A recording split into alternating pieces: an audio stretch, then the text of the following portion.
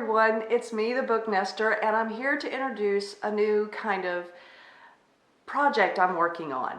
And that is, I have recently convinced myself that I really had to have Johanna Basford's most recent release at this time, which is Ivy and the Inky Butterfly.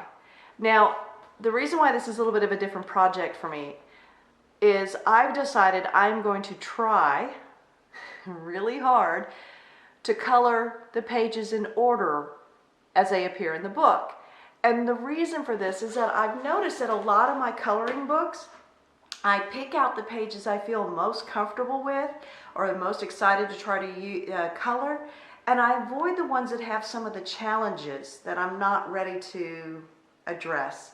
And what happens is I notice the same type of challenges are the ones that I'm missing in a lot of my books, and I'm not getting my books completed.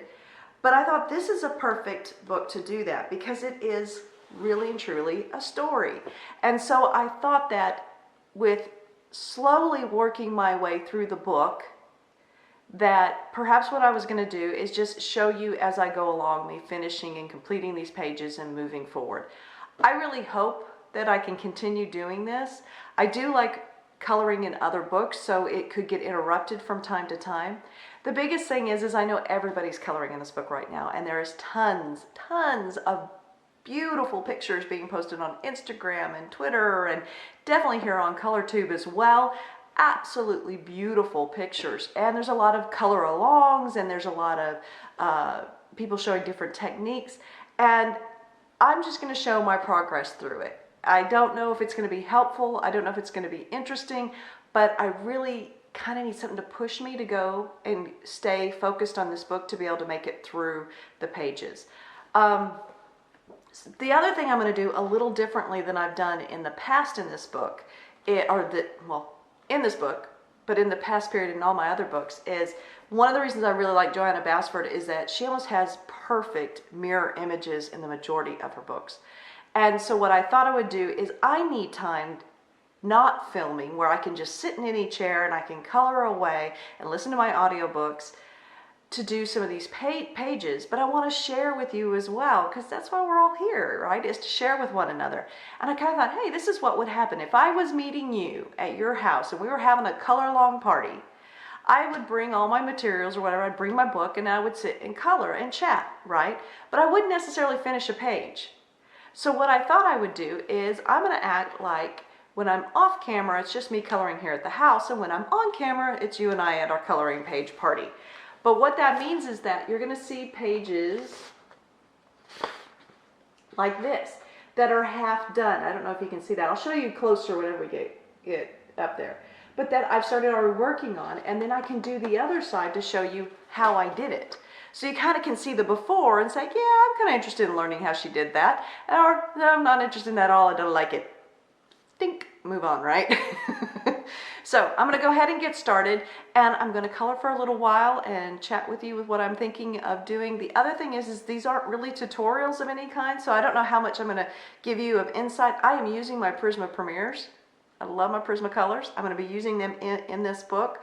I don't know what other things I might try or use in the book, but I want it to really look uniform throughout because it is a book, and I like the idea of really feeling what it's like to be a professional colorist that has the pressure of getting her pages done, because I can't get over how long this takes me, and it just makes me now appreciate every illustration I see, especially in children's books or wherever I'm at, and go, wow, I don't know how they do it. You know, when you see a book and all the illustrations look similar, they all look uniform, they look like they all go together. The planning for that is pretty impressive, and I'm learning that as a very amateur little hobby colorist, and my appreciation's going up. But I think it's one thing that's fantastic about art is that when we do try to imitate the art with which we see, we really can appreciate the talent, the patience, and the time and effort that artists put into their work. And this is a wonderful way through coloring to experience that. So I got a little philosophical there. Let's go on with the coloring. Thanks for joining me, and I'll see you over there.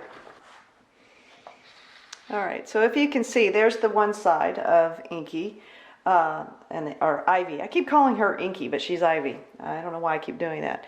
But that is the side that we're going to try to mimic on this side. Now, I have to confess there is a slight bit of peach already down on the page, and that is on this other side, and that is because I was coloring away, chatting away, having a good old time, whether you guys, realized it or not, and I was doing it all off camera. So, those are some of the damages. I thought I was in camera, and I kept looking, but it wasn't. So I'm going to start over and just kind of start off with number one. I am using my Prisma Premier. This starting with Peach 939. And as you can tell, I'm doing a very, very, as usual, what is typical of me, very, very light oval little circles. Or I should say just little ovals. I like doing the ovals because when I go back in to do blending, there is no strong lines one way or the other. It also helps me kind of like keep it almost looking even, the amount that I've put on, and it doesn't really show where I've gone heavier in one spot or another. You just get that even coat of color, and that's why I do the little tiny ovals. And here, let me just show you what I'm talking about. For anybody who maybe recently is a new subscriber and has not watched all my coloring, one of the things that I do is I actually am making an oval. All right, so let me do that in a deeper color, one that we can see. Maybe let's try it in green. We're going to try it right down here. So see how that is an oval shape. So what I'm doing is little tiny ovals like that and kind of going over the edges of them so that you don't get that straight line versus going up and down, which I might, as you can see, for me, I have a tendency to get more of a striation and I can't get as smooth. But if I do my ovals, my little tiny ovals, it really seems to cover, and then I have less of the striations going on there. And then I can add to it. So that's what I'm talking about when I'm talking about the differences in the ovals versus just straight.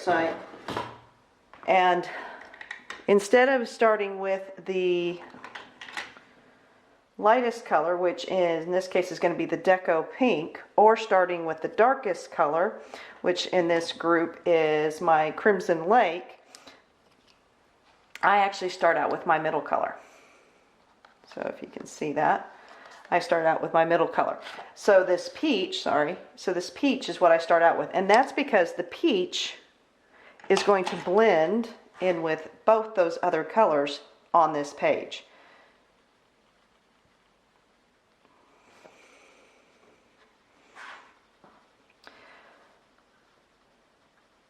So throughout this project that I hope I'm able to stay focused on, I am the worst about it, and I'm probably gonna be looking back and go, gosh, I did one episode. No, I'm hoping to do a lot more as I work through and just do a little check-ins every once in a while to let you know what I'm doing here in Ivy and the Inky Butterfly, because I noticed that there was so many of my pages that I was avoiding the same challenges. So one of my biggest challenges is I don't like how I've done in the past gems and things. Well, there's some gems in this book, and eventually I'm going to have to give it a try. And I need to get over that because, what was it? I think it was Anne Hatfield on her Instagram said, just shut up and get on with it. Quit avoiding, quit, these are our coloring books and they're here for a reason.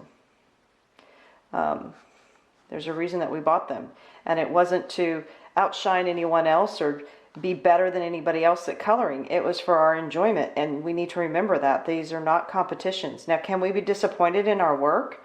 Yes, we can, but we don't need to berate ourselves. We don't need to beat ourselves up about it. We need to just go, well, can I fix it? And if I can't, what did I do wrong so I learn from it if that's really not the product that I want to be making? Nobody else is judging us that we care about. It's not back in school. We don't have to worry about it being graded. We need to just enjoy it. I love the freedom I had whenever I was younger. I mean, think about it. When I was 9 years old, I was one heck of a colorist. At least in my mind, I was. And I got compliments and stuff, you know, the ones from your mom and from your teachers always being supportive. It doesn't matter if they were, you know, being kind and only supportive and not necessarily reflective of your true talent. It didn't matter. In my mind, I did well. I was happy, and I just kind of kept it at that.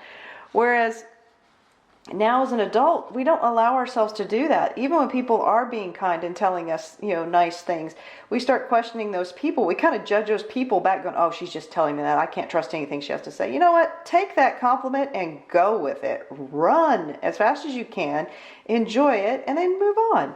And the chance to improve overall our abilities and our skills in something that we're passionate about, i.e., like in this case, I really enjoy coloring.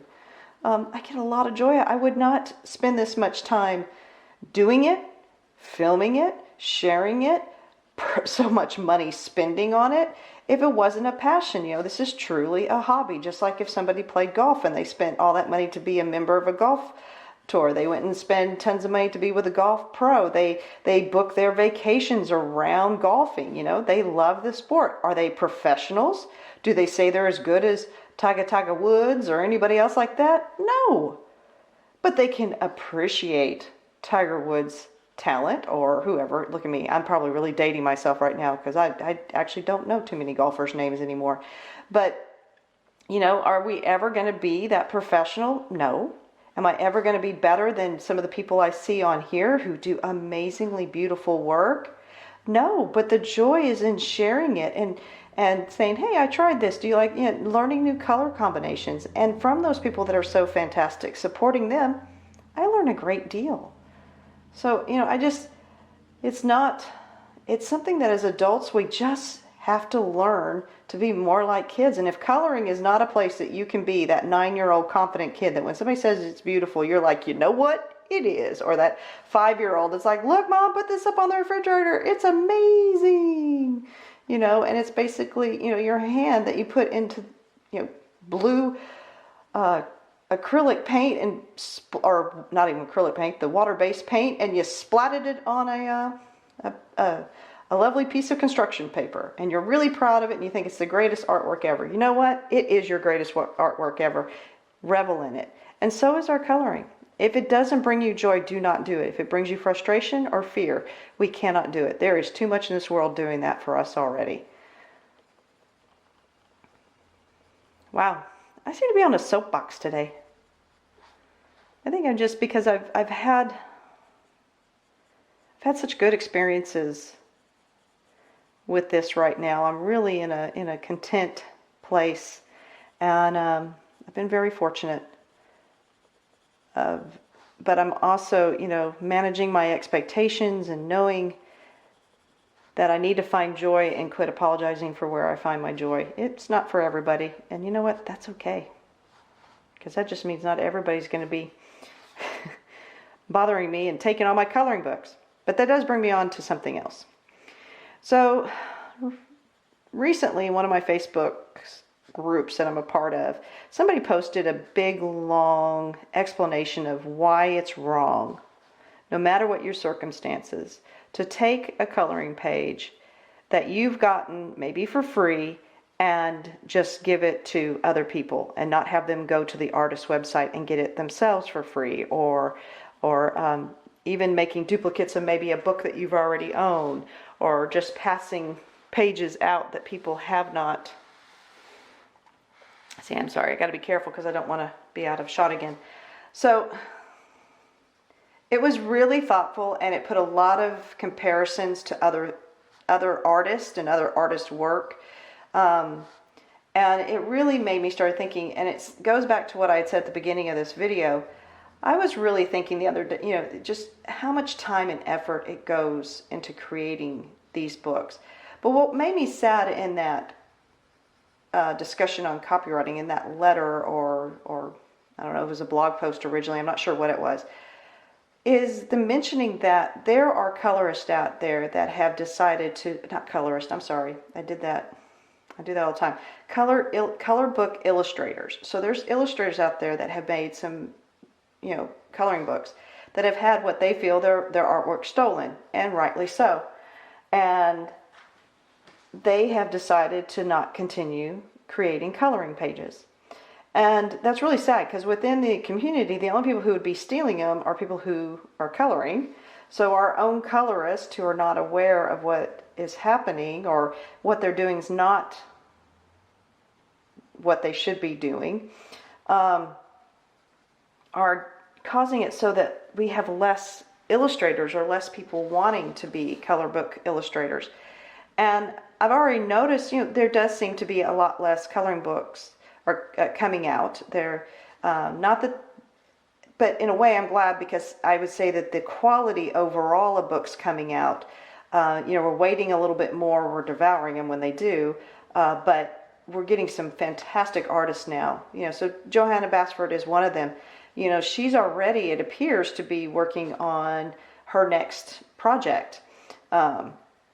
Which, this is her livelihood, I understand, and I think that's great, but it's supposed to be, I think it's being influenced by one of her children.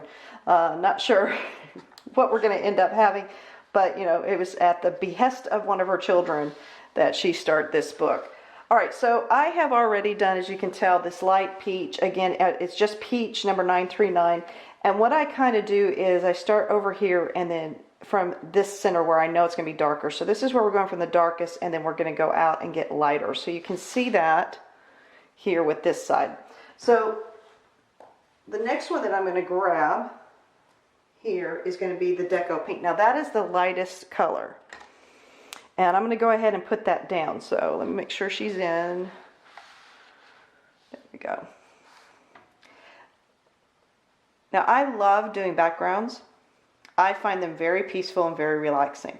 I also think that they very often set the tone of the picture for me. And so I normally have a tendency to start with my backgrounds. It also helps with really busy pages. I'm putting down a piece of paper here because I don't want my hand to rub on this, the part that I've already colored. What I like about them is that it also, for these really, really busy pages that we're seeing, it helps me kind of work through the page, see what all is going on at a slower pace than just, and it also helps stand out the elements I'm going to then need to color. So that helps with planning, to be able to see those little elements a little bit more. So if we look, compared to this side, everything, that looks pretty busy, but over here, once I've done that coloring in, I can really start seeing the different elements and being able to easily address them. It's the same as over here if you look at this page. See if I can get this page in there. So this page, you have this side that's blank, but this side, as you can tell, everything stands out a little bit more. And so it'll be easier to know what elements I need to be planning for and thinking about coloring. So that's one reason why I have a tendency to do my backgrounds first. It really gives me a lot of time to be able to, contemplate also what I'm doing with this. Now the hardest thing is coming up with that background color, so I kind of have to know what I'm doing for the rest of it. Sometimes it might be the choice of the background color that really sets the tone for the rest of the page for me too. But I do like doing my backgrounds first, just because I have all this time to spend seeing, especially in Johanna's book, all the little nooks and crannies, and be thinking about how do I want to color them, what am I trying, what am I going to do with them. So that's one reason why you'll see me doing this. So again, it's a really, really light pink that I'm doing here.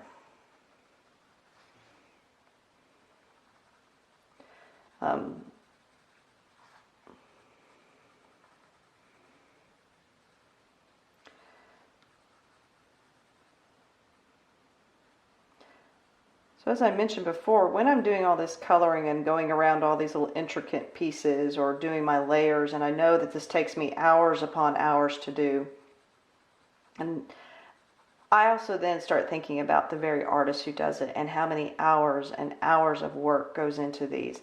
These are little works of art, every single page that we see. And I started thinking the other day, in some cases for us to get those amazing artist created books, they're starting to get quite costly. I mean, I am willing and have in the past paid $25, $28 for something that is a coloring book. And some people might look at that and think that's insane. However, this is my thought process. What form of entertainment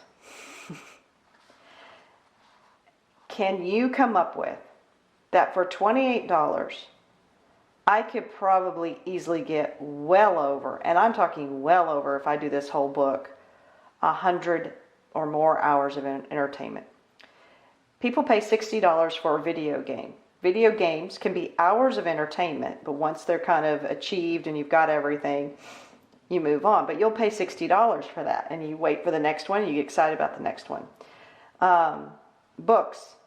You know, I sometimes have problems going, oh my gosh, $25 for a book. But then again, if I'm reading a book and I'm enjoying it, that could be 8 to 10 hours of enjoyment. A movie ticket nowadays, which I have not went to the movie, I think, since the first new Star Wars came out a couple of years ago. But those are new for $12, $15 a ticket. That's for 2 hours. 2 hours entertainment, if it's a full 2 hours. Plus, I'm going to spend how much money on the accoutrements to movie watching, which is, what? The popcorn. So yeah, I kind of look at that and wonder, who's doing the funny part here? You know, I mean, yes, those movies are difficult to make. They cost millions and bazillions of dollars to make. They obviously make that kind of money because people are willing to do it. Coloring books, it's the same amount of time. There's a lot of time that goes into the artist creating these, because none of us want, you know, a 3-page book and pay $28 for it. But even then, I mean, this book was $17. I don't know how many pages it has in it. I mean, I'll know by the end of it, won't I? But it's a huge book. And there is a lot of hours of entertainment for me in this book. So if I think of it in that way, I think they're pretty much a bargain. Now, what I am happy about too, though, is that there are a lot of other options in the coloring book that are cheaper, that are less expensive, and I think having those options is fantastic as well, and I appreciate them. And they're all opportunities to learn how to color on a different type of paper or with a different artist. I mean, some of the Dover and Creative Space books are fantastic for really challenging your ability to color and to use different mediums on them to find out what's going to work and what doesn't. And they can be very, very intricate. So they're not, you know, any less in what all you can get out of them. And they can definitely provide hours upon hours of entertainment, and they're not as expensive. There's also, of course, being able to digitally download things. So, I mean, the cost of these for what goes into making them, and for the amount of time and excitement and enjoyment you get out of them if you enjoy coloring, is such a bargain price that sometimes I think we forget that. Even, you know, when we look at it and go, that's a $25 book. It doesn't mean that I mean, now, I may not be able to afford that book at the time. That's different. But I need to never, in my mind, sit there and go, it's not worth it. Because they're worth the price. It's a question of whether I can afford it. Just like I'm not going to go to the movies and spend $60, $70 if I can't afford it. You know, but there are other options and other great options. So we shouldn't be discouraged. The bigger thing is just seeing all the wonderful books out there. We want them all. I have to get them all. It's kind of like Pokemon. I have to get them all, and I really want all the pencils. And yeah, I do. I want all the pencils in the world. I'd love to be surrounded. I'd love to have one of those art studios that has every last one. But alas, I have my Prismas, I have my little Skipper Farbens, and some Faber-Castells, and that's going to do for now, and I'm going to be very happy and enjoy myself. But that's you know, between giving yourself a break and letting yourself just enjoy coloring, and also looking at the value for entertainment purposes, I think that is a wonderful way to look at this. And hopefully we won't be losing too many more of our illustrators out there due to people abusing copyright, whether intentionally or unintentionally.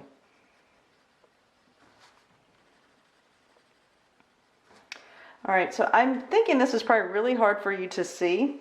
Now, you know, it probably looks like, but there is a faint pink, and it's always, like I said, I always start with that, the medium color, and then go out, and then my layering processes really begin. So the next one that I'm going to be looking for is, now I'm going to come in with my darkest, which in this case is not that. Wrong one. Sorry, I'm having to reach over you. What did I just do with it? Did I put it?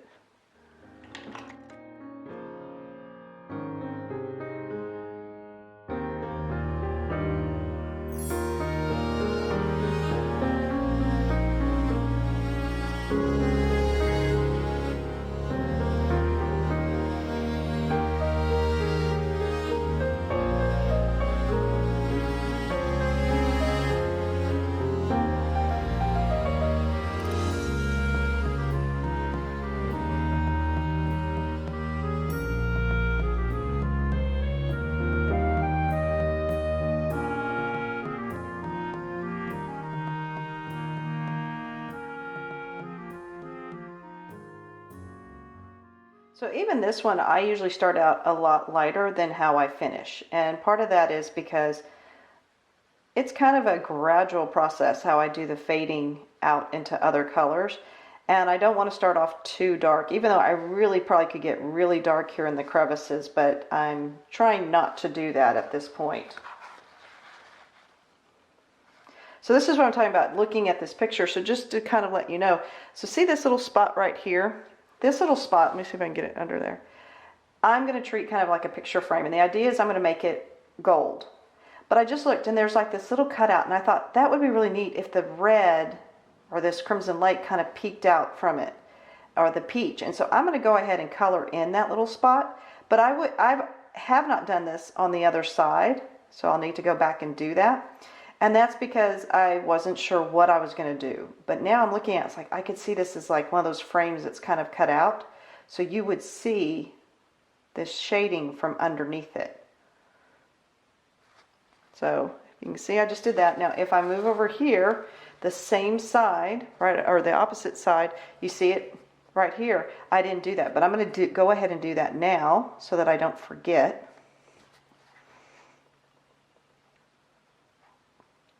And that's what I like about Johanna Basford, because I know that there's probably another, on the other side, is probably the same drawing, so I can go in there and put my, I know to just go ahead and do it. There we go. Yeah. Huh. But if I hadn't been working with this slowly and methodically like this, I probably would have missed that. And I might have done it on this side and not went back and did it on the other side. Oh, see? For some reason when I go to this side, I have a tendency to let you not see what I'm doing. It's like I'm hiding it from you. So I'm going to continue up the side. Just putting that little bit of dark. For now. It might get deeper and darker later, but for right now, it's kind of that little process.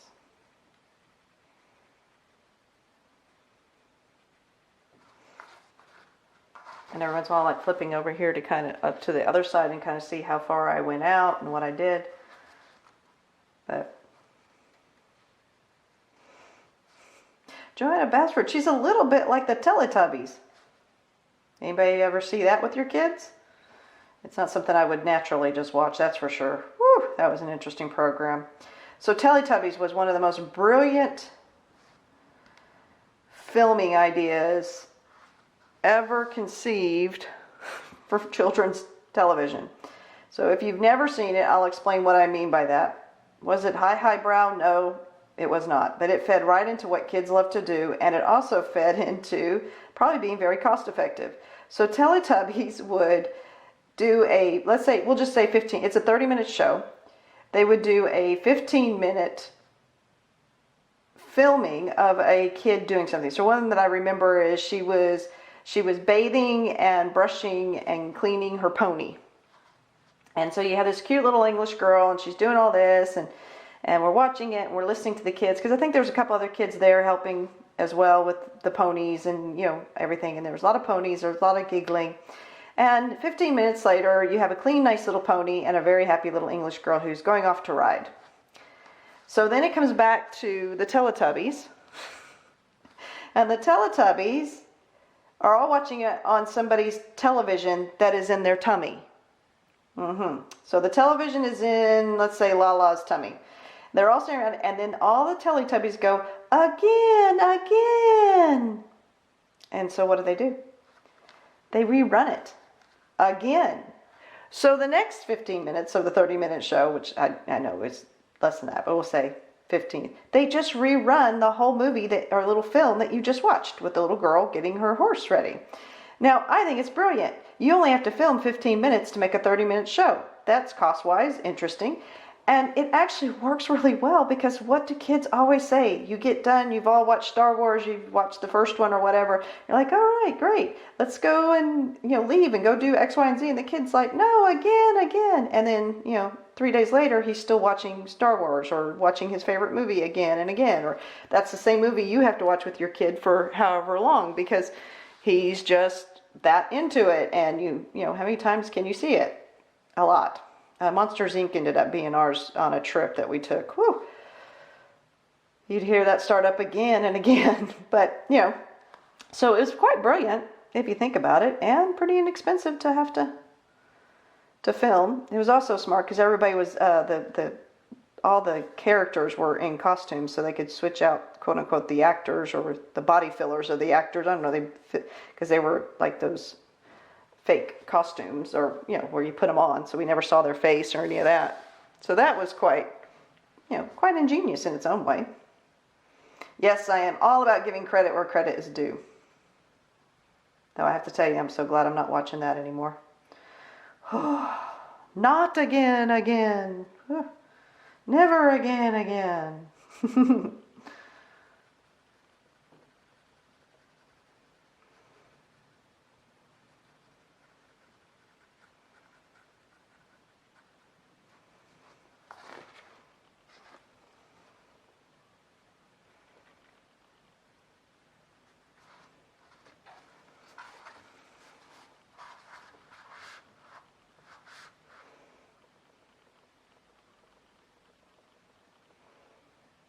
So in one of my videos, someone pointed out that the room I was in was not a good one for videoing because it was very echoey.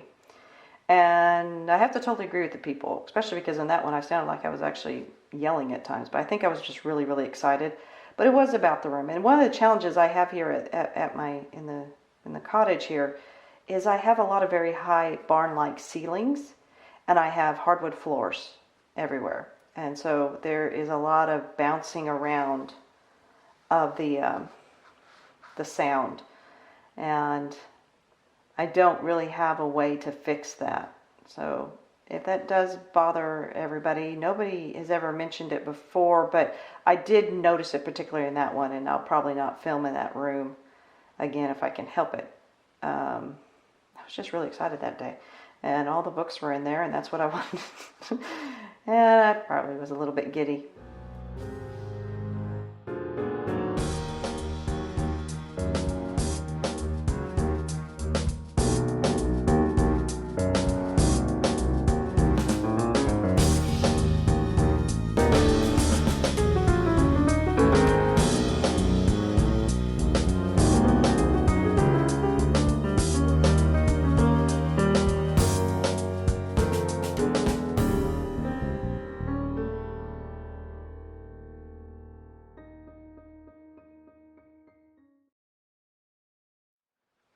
So I'm sure you guys, I think Chris Chang has done this one. You know, some of the really big ones have already done this page. But again, I just kind of wanted to use this as my motivation for getting done, and then sharing what I've done with others if they're interested. And also obviously a chance to chat, because there we go. So this is, like I said, this is more like if we were having a coloring party. You could be coloring in anything, and I've brought this to work on. I will do coloring whenever I'm off camera, like I did the other sides, and largely just to keep the momentum going here and keep the pages hopefully being colored. So hopefully I can follow my own advice and keep coloring those pages, right? So we just need a little bit of dark over here, and then we'll be switching to our next color.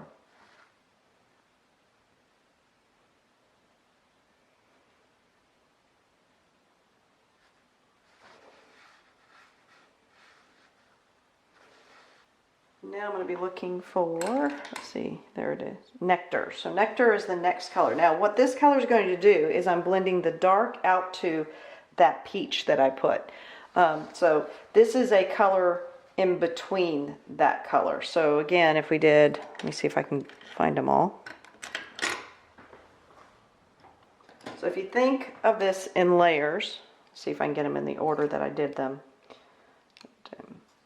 So if you think of them in layers, like that just there, I started with this one here, then I went to this lighter one to the outside. So these are my three main colors. This one marries, if you look at it, will marry the dark red and the peach, nectarine, and it also will marry between the peach, so that's how I'm getting these two to match, as I'm using that as that middle one. So this is that nectarine, and so I'm going to start it, and I actually go back over the dark and bring it out.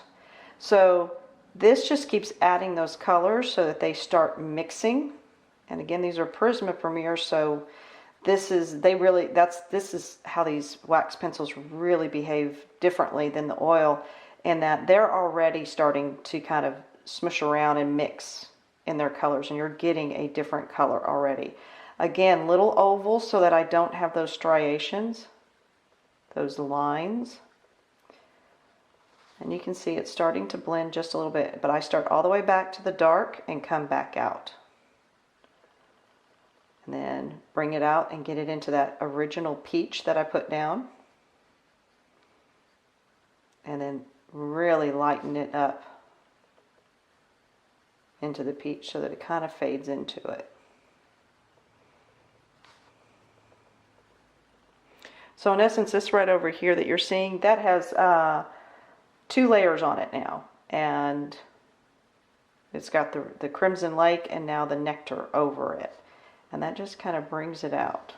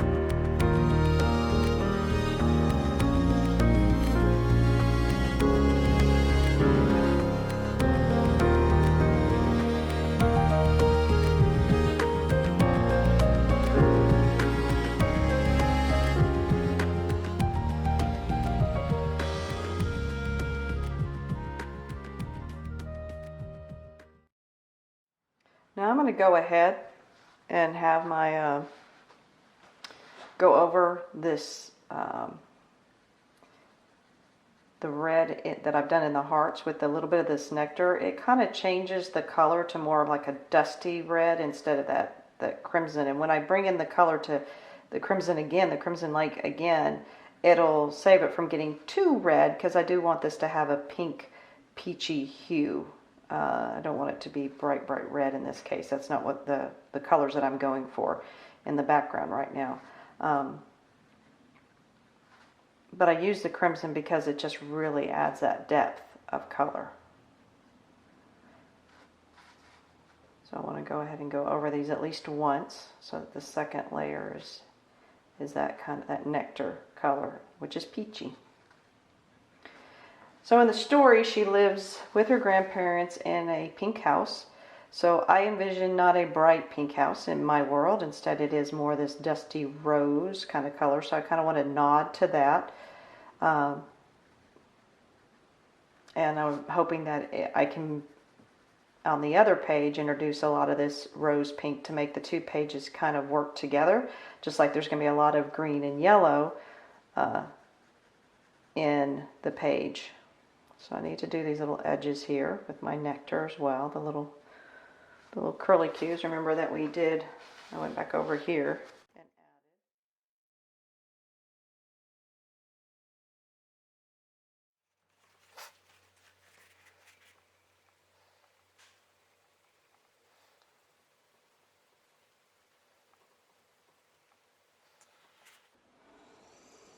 added. Now, as anybody who's watched any of my videos, and especially if you've watched all the way through and not just the first 3 or 4 seconds before turning it off, this, of course, is going to be quite a process. As far as we will be doing some more layers and some blending along the way.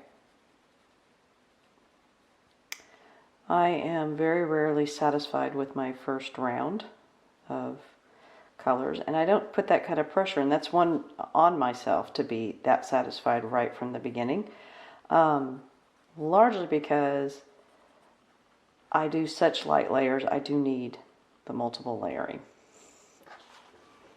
Alright, so I don't know how much you can actually tell. I'm going to zoom out just a little bit. But there is still a difference, and part of it is like, to me, I can see a really harsh line along here instead of a nice blend. And that's why I go back in and continue doing some more of these layering. Now I'm going to continue down to the bottom because I need to put in some Nectar at the bottom. Here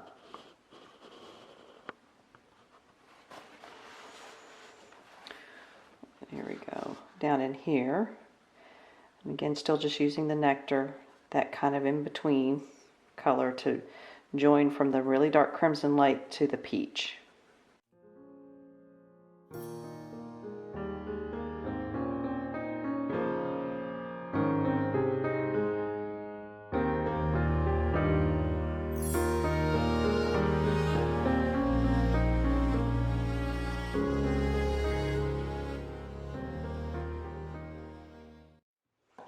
So now to make that a little less harsh of a line, starting all the way back, yeah, I go all the way back to the crimson. I'm bringing back in my original peach that we saw me do at the very, very beginning and going over all of the crimson through the Nectar and out into fading into that pink. Trying to make that a little bit less noticeable of a dark line.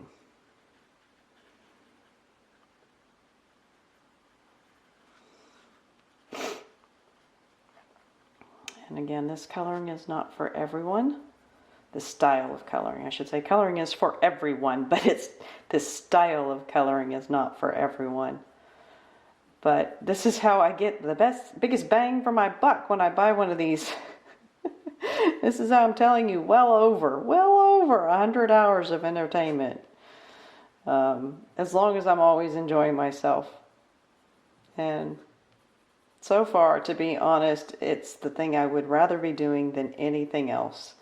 But life does happen, and I need to be able to earn a little bit of dosh, a little bit of money to be able to afford my supplies and my books.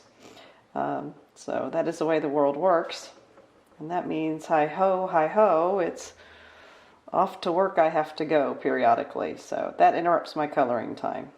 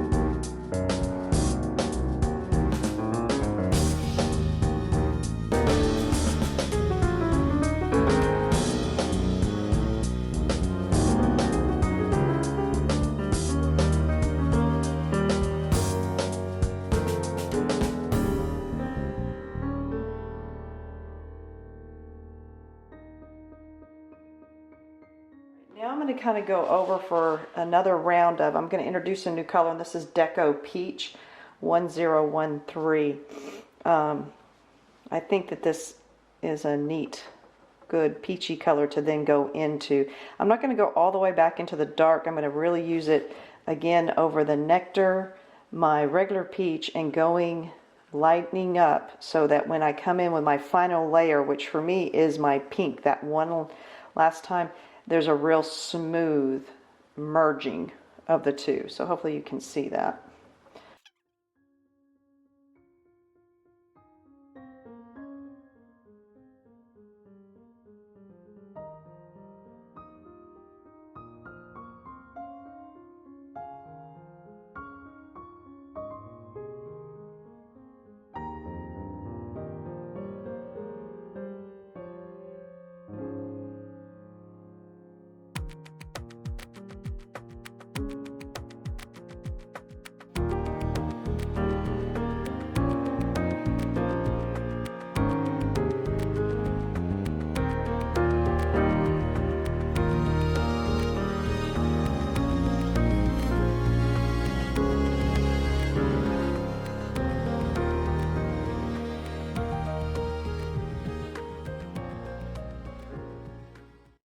I'm really liking how that's all blending together, so I'm pretty happy. So I think what I'm going to do now is do my very final going over everything.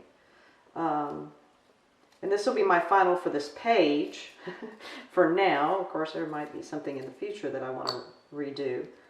But I'm going to go back over the light to dark and intensify this pink a little bit, so that you see it just a little bit more. So there's still a little difference between this side, and that's because I haven't come in with that final round of pink. And I'm going to go ahead and do that, and I'm going to back into that lighter peach again to try to make that gradient disappear.